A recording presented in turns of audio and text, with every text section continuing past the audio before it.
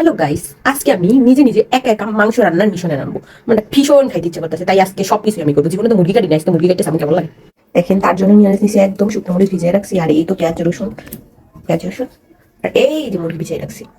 তারপর ফাডার ফুতালে ইয়া দাঁড়িয়ে ফুরসি বাড়াবাড়ি করার লেগে যে তোমাকে বেলেন্ডার নেই, মোরা গরিবস, উই আর গরিবস। এখানে কোনো বেলেন্ডার নেই, সো কি করবো, পাড়ায় বাড়তে গেছি, জীবনে প্রথমবার পাড়ায় করতে গেছি। আরে আল্লাহ রে আল্লাহ, হাত পা সব ব্যাক হয়ে যাইতেছে, একদম মরিচও বেটে ফেলাইছি। মাংস যেহেতু রান্না করবো একটু ভালো করে খেয়ে, মরিচ বাটা দিয়ে রান্না করলে নাকি অনেক মজা। বাড়ি থাকলে তো ব্লেন্ডার করা যেত, এইখানে আর কিভাবে করবে, এই জন্য হাত পা সব ব্যাক হয়ে যাইতেছে। সবচেয়ে বড় কথা যে হাত যে কি জলাজলি করতেছে আর বলার বাহির। তারপরে এই যে পেঁয়াজ রসুন আদা সব কিছু বাটা আর ব্লেন্ডার করা আগেই বাড়ি থেকে জিরা নিয়ে আসছে, এই জন্য আর জিরা বাটতে হয়নি।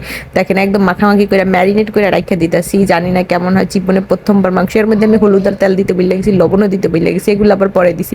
কারণ ওগুলো দিয়ে শুইতে গেছি মনে হয়েছে না আমি তেল দিই নাই, তারপর হলুদ দিই নাই, লবণ দিই নাই। তো এগুলো দিয়ে আবার একটু নাড়ানাড়ি করে গুটানাটা করে রাখছি। জীবনে শুনছি সব কিছু বাটা দিয়ে রান্না করলে জানি একটু অনেক মজা, এই জন্য কাঁচাও দিছি, জানি না কেমন হয়।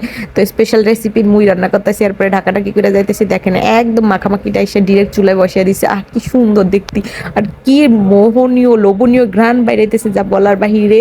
খেতেও নিশ্চয়ই জানি না কেমন হইতাছে। দেখেন নিজের হাতের রান্না, নিজেই তো মুখ ধুইতেছি, তার মধ্যে একটু আলু দিতেছি। দেখেন এই যে আলু দিয়ে আমার মাংস অলমোস্ট হয়ে আসতেছে, আর এটাই এখন খেতে বসে যাবো। আহ কি শান্তি, বাটা মরিচ দিয়ে রান্না করছে, আহ কি শান্তি। এই দেখেন যে নিজেই খেতে বসে গেছি, একা একা রান্নাছি, একা একা খেতেছি লবণ টবণ দিয়ে, কারণ আমার আবার লবণ ছাড়া চলেই না। কি শান্তি কি শান্তি, কি মজা। আপনারাও খেতে চলে আসেন।